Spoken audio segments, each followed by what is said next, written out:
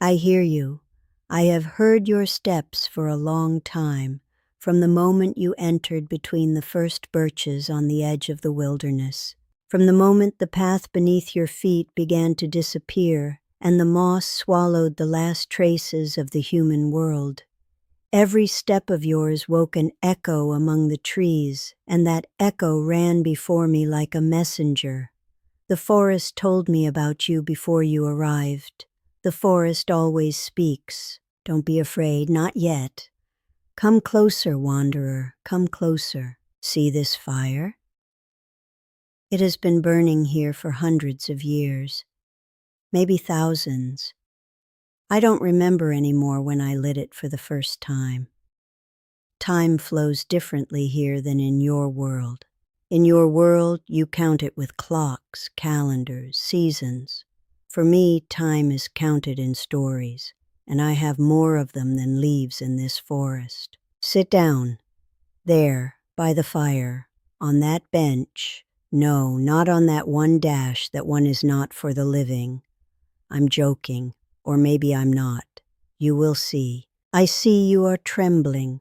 I don't know if from cold or from fear. I can cure both of these. I have fire for the cold and a story for fear. Because fear, wanderer, fear is only ignorance. People fear what they do not understand, and almost no one has understood me. Not for a very long time. I brewed you something. Don't ask from what. You wouldn't recognize these herbs anyway. They don't grow on your meadows. They grow only here, in the depths, in the darkness, where the roots of trees reach so deep that they touch the bones of the earth. There are plants here that have no name in any human language. There are flowers that bloom only on the night of the solstice, when the boundary between worlds is as thin as a spider web on morning dew. There are mushrooms that grow on the roots of trees older than memory. From such things I brewed my decoctions when the world was still young. Drink, slowly, and listen. You came here for something. I feel it. I feel the scent of questions on you. Questions smell like rain that hasn't fallen yet, like a storm gathering beyond the horizon. And you have a storm inside you, wanderer. You have questions that give you no peace. Who am I? Where did I come from? Why do children learn to fear me before they learn to read? Good. I will tell you. I will tell you everything. But you must know one thing. The truth is older than the fairy tale, and harder, and stranger, and more beautiful. The truth is always more beautiful than a lie, even if it hurts. A lie is smooth and comfortable like a pebble rounded by a river. The truth is rough, has sharp edges, cuts the fingers when you pick it up. But it is true, and that is its value. Ready? Close your eyes if you want, or don't close them. Look at the fire. Watch how the flames dance. Each flame is one story. I will tell you the oldest one, mine. In the beginning there were no words. There were no names. There were no fairy tales or books, or those screens of yours glowing in the darkness. There were no cities. There were no walls. There were no roads cut into the body of the earth. There was the forest. There was fire. There was the sky. There was water. And there was me. I didn't look then as you see me now. Or maybe I did. It depends on how you look. People see what they can understand and fill the rest with fear or imagination, which is often the same thing. But in the very beginning, wanderer, in the very beginning there was no fear of me. There was reverence, respect, something deeper, something you feel when you stand above an abyss and know you could fall, but you don't fall, because something holds you. Something bigger than you, something simultaneously terrifying and beautiful, something before which you are small as an ant on the hand of a giant. But at the same time, you feel that this hand will not crush you, that this hand carries you. This is how my relationship with people looked in the beginning. I was great, and they knew it. But my greatness did not destroy them. My greatness protected them. I was the mother. Not a mother in your sense. Not the one who cuts the bread and makes the bed, though I did that too in my own way. I was the mother in the absolute sense. Mother of the forest, mother of the earth, mother of what is born and what dies, because one does not exist without the other, wanderer. This is the first lesson people don't want to learn. Birth and death are not two ends. They are one wheel, one great slow wheel. Look at these trees. Some are 300, 400 years old. They have stood here since the times when your ancestors wore skins and ate raw meat. But beneath them, under their roots, in the dark, moist earth, lie the remains of the trees that stood here before them. Dead trees feed the living. Living trees will fall and feed those that haven't grown yet. This is the wheel. This is my kingdom, and I stood in the very center of this wheel, like the axis around which everything turns. People came to me. Yes, they came. They didn't run. They didn't hide. They didn't make a protective sign at my name. They came through the forest, through the thicket, through the darkness, because they knew that at the end of the path there is wisdom, and I gave it to them, but not for free, never for free. Wisdom has a price, it always did. You have to leave something to get something. You have to lose something to find something. This is the law of the forest, the law of roots and branches, a law that cannot be changed by any decree, any prayer to any new god, any human whim. This law is older than I am. I only execute it. I am its guardian, its priestess, its embodiment. When a little bird eats a worm, it is this law. When a wolf chases a hare, it is this law. When a leaf falls from a tree in autumn and rots in the earth to feed the roots in spring, it is this law. Nothing comes from nothing.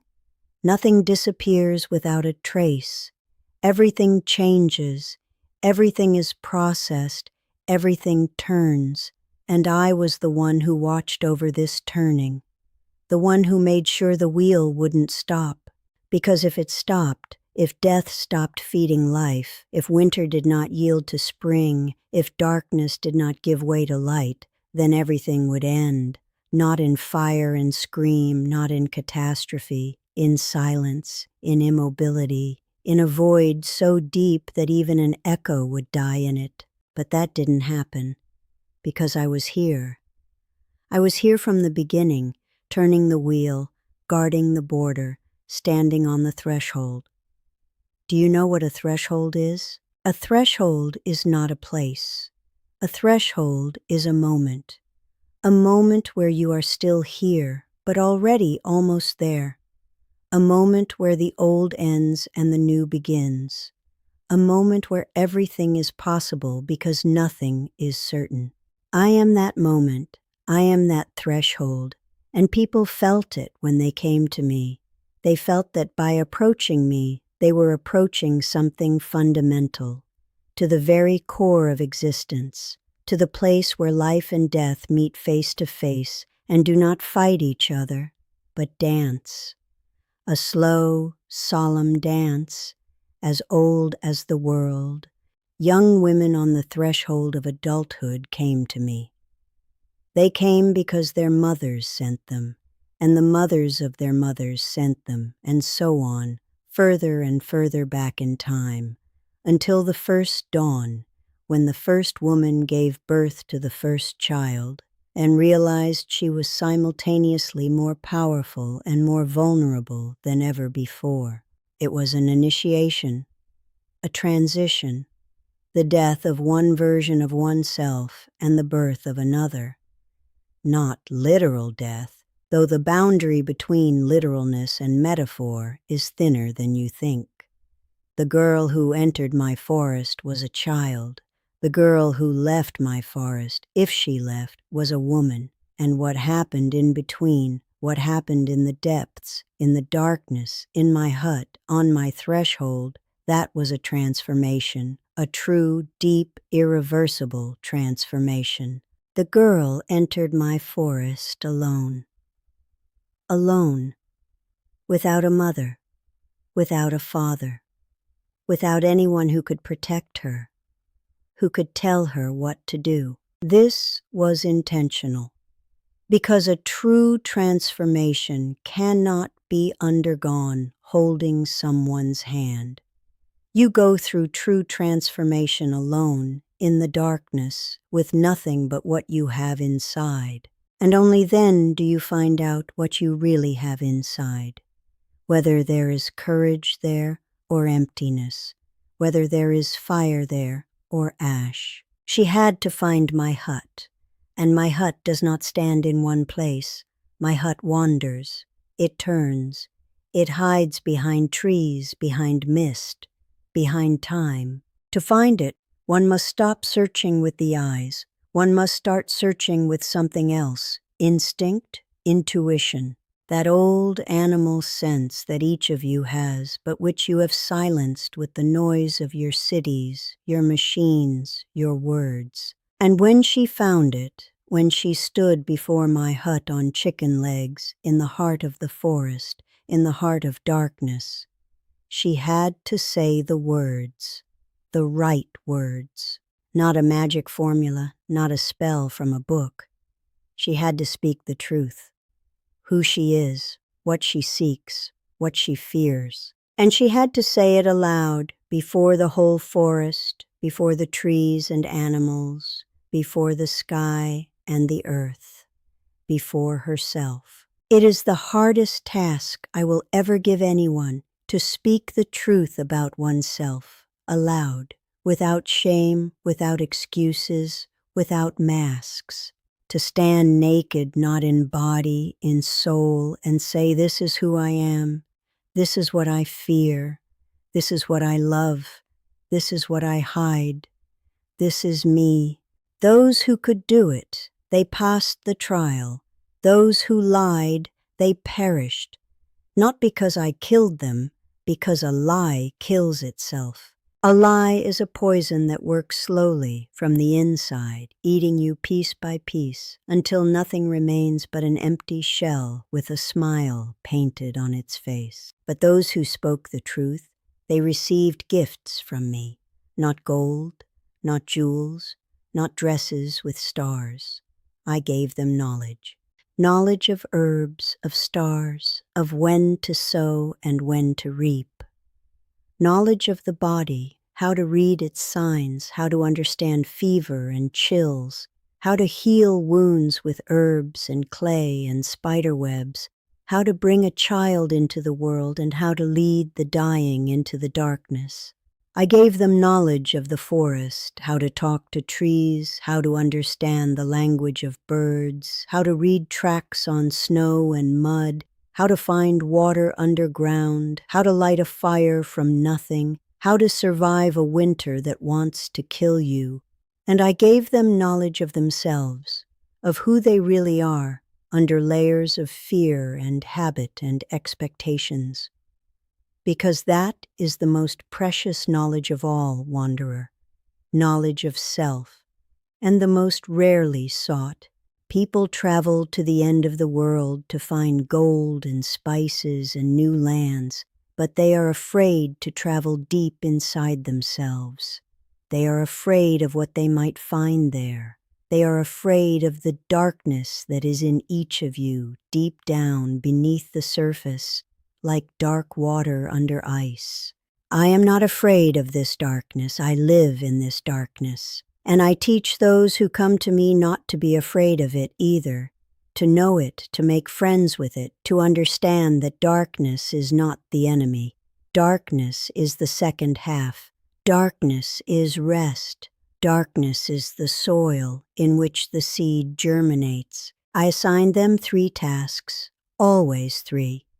3 is a magic number, older than any magic. 3, because there are that many main stages of the wheel: birth, life, death. 3, because that is how many riders I have. 3, because that is how many times you must fall to learn how to stand up. The first task always concerned the body. They had to do something physically difficult: clean my house from cellar to roof, cook a feast from nothing, wash and weave and carry. Not because I am lazy, because the body is the foundation. If you don't respect your body, if you don't know its limits and its strength, then you aren't ready for anything else. The body is the first home. Before you build anything in the world, you must take care of your first home. The second task concerned the mind, a riddle, a question to which there is no obvious answer, a paradox that must be solved not with logic, but with wisdom. Wisdom is not the same as cleverness, wanderer. Cleverness is the ability to find a shortcut. Wisdom is knowing when not to take shortcuts. Cleverness is speed. Wisdom is patience. Cleverness will help you escape the wolf. Wisdom will tell you why the wolf is running after you. And the third task, the hardest, concerned the spirit. They had to descend into the darkness, literally and figuratively. They had to face what they feared most: loss, loneliness, death, their own weakness, with that ugly, hidden, shameful piece of themselves that everyone carries deep inside and pretends is not there. And those who passed, they left my forest changed, not better, not worse, different, more complete, more themselves, with eyes that had seen the darkness and did not close, with a heart that had broken and grown back stronger. That was my work. That was my gift. That was my sense of existence. I was the guardian of knowledge that cannot be written in books. Knowledge of the body, knowledge of the bones, knowledge of the blood and the juices of the earth. I knew which herb heals fever and which induces visions. I knew when the river would overflow, when winter would come early, when the wolves would change their trail. I knew how to read the flight of birds. If the blackbird flies low over the ground, rain is coming. If the cranes depart earlier than usual, the winter will be severe. I knew how to read the crackling of the fire. A steady, even crackle means a peaceful night. A nervous, shooting, sparking fire warns of a storm or guests. I knew how to read dreams. Dreams are messages, wanderer, messages from the other side, from the darkness, from the depths. People came to me with their dreams, terrified, confused, seeking sense in the chaos of nocturnal images. And I explained them. For dreams speak the language of symbols, and I know that language. It is my mother tongue. A dream of water is a dream of emotions. Still water is a calm heart. Turbulent water is a heart in turmoil. A dream of the forest is a dream of the unconscious. The deeper into the forest, the deeper into yourself. A dream of flying is a desire for freedom. A dream of falling is a fear of losing control. A dream of a house is a question of identity. Who are you when no one is looking? And a dream of me? A dream of Baba Yaga? It is an invitation. It is a sign that you are ready, or almost ready.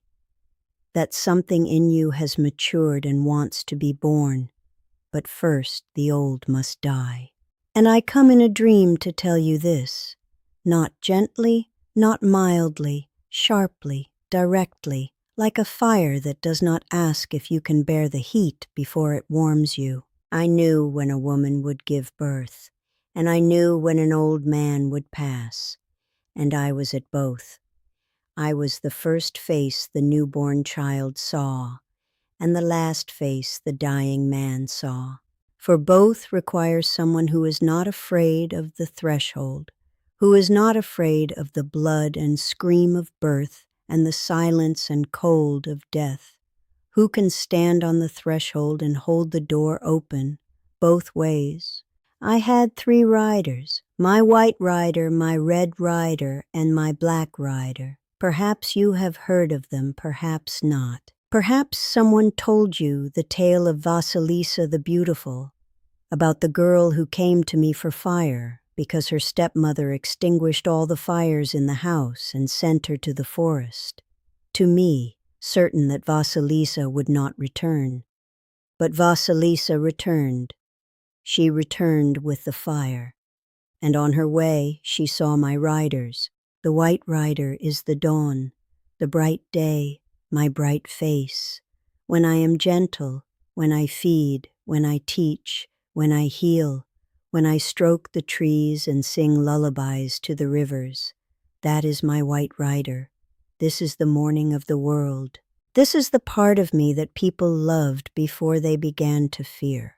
The part they came to with open arms and open hearts, knowing I would not harm them. The white rider rides a white horse in a white cloak, and where he passes, the snow melts and the first flowers wake. Snowdrops. Those small, brave, fragile flowers that break through the frozen earth because they know spring is coming. They know. They feel it in their roots. The red rider is the sun at its zenith, noon, blood, strength, life in full bloom. When summer is hottest, when the blood boils in the veins, when the heart beats so hard it can be heard in the crowns of the trees, that is my red rider. This is the creative force, the one that makes you live to the fullest, take risks, love until it hurts.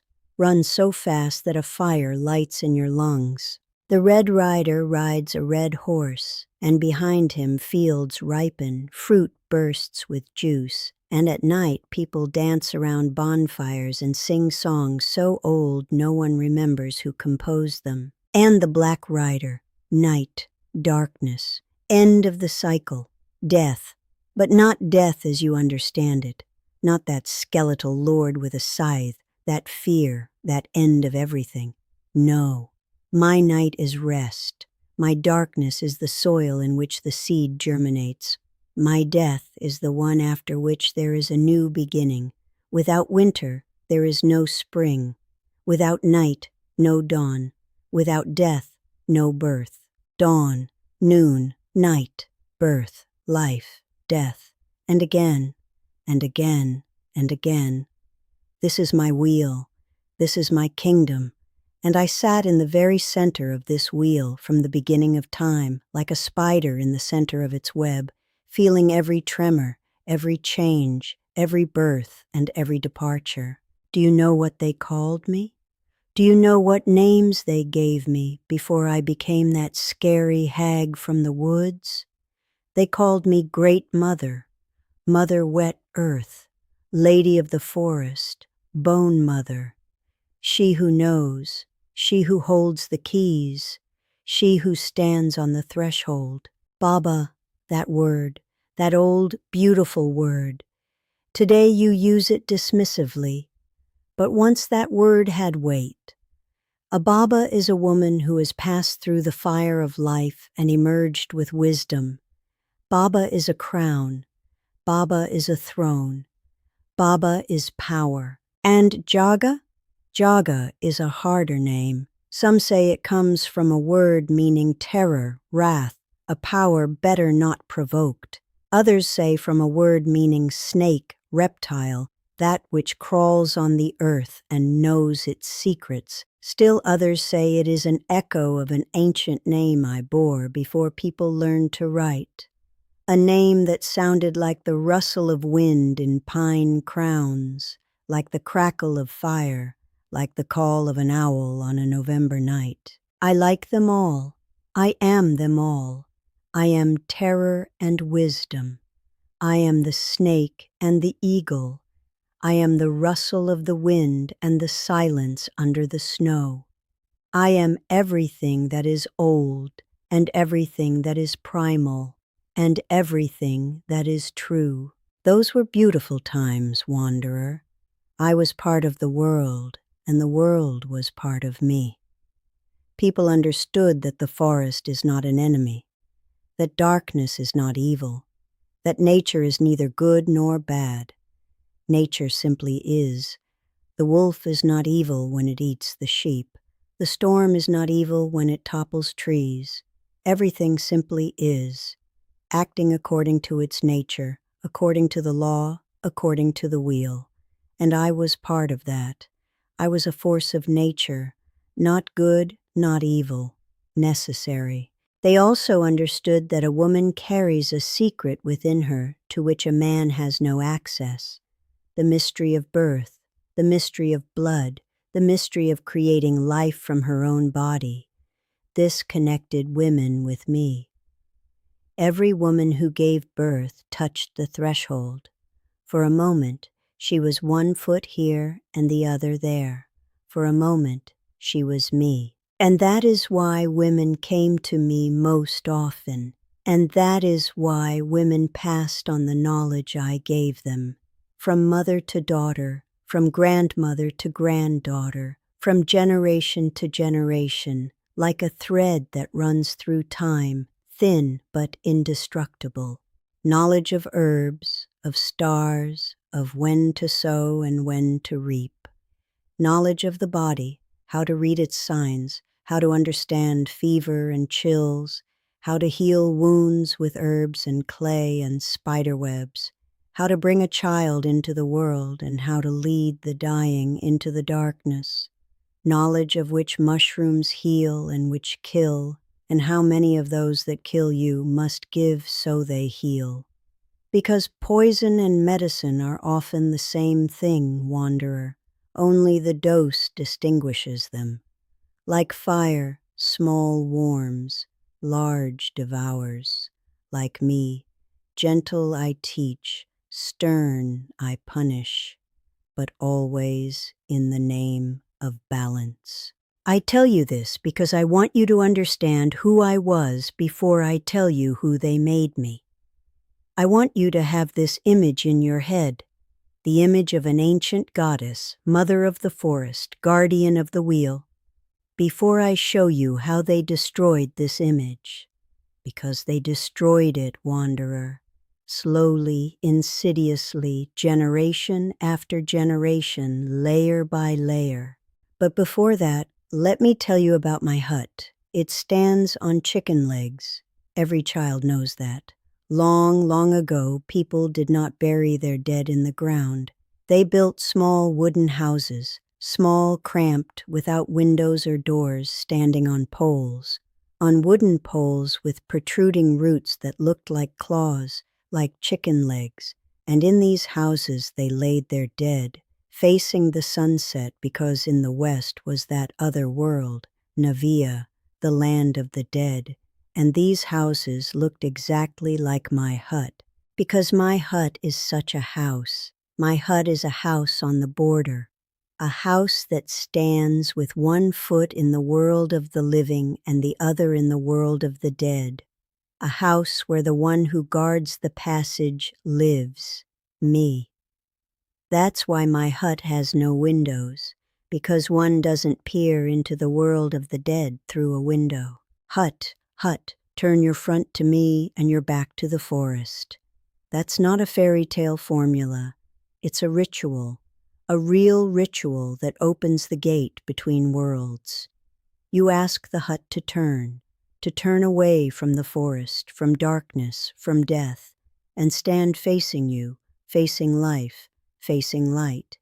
You ask for passage, you ask for entry, and you must ask humbly, for arrogance on the threshold of death is worse than stupidity. And the chicken legs, bird fingers, and that's not a coincidence. Birds were sacred in my world. A bird is a symbol of the soul because the soul flies. The soul flies away when the body dies. A hen, a rooster, these were guardian birds. The rooster calls at the boundary of night and day. The rooster crows at dawn and says, "Darkness ends, light arrives." The rooster drives away evil spirits with its crowing. And my hut's chicken legs hold it exactly on that border, between darkness and light, between night and day, between life and death. The hut stands on the border and turns because the border shifts. Sometimes the hut stands still. Sometimes it turns like crazy, like a top, like a whirlpool on a river. When many souls pass, during a plague, during a war, during a great famine, the hut turns faster because the gates are wide open. When the world is calm, the hut sleeps. In fairy tales, they say the hut is small, so small that when I lie in it, my nose touches the ceiling and my feet stick out. That is true, and it's a lie. My hut is as large as I need. For the dying, it is cramped as a coffin, because death is a narrowing. But for the living who comes for wisdom, my hut is huge. It has rooms not visible from the outside. It has corridors leading down under the earth and stairs leading up above the tree crowns. My hut is me, my body, my soul. First, my mortar, my pestle, my broom. People say I fly in a mortar through the sky, driving with the pestle. They laugh at it, because it sounds absurd, doesn't it? But there is nothing funny about it. Only that which is new and empty is funny. The mortar is a vessel of transformation. You put grain in it, you pound, and flour comes out. You put raw herb, you pound, and medicine comes out, or poison. The mortar changes the form of things. It destroys to create. It breaks to heal. This is transformation in its purest form. Do you know what a shamanic journey is? A shaman - one who sees both worlds, one who can pass between them - does not travel in body. He travels in spirit. He sits, closes his eyes, takes his tools - drum, herbs, smoke, song - and flies away. His body remains ...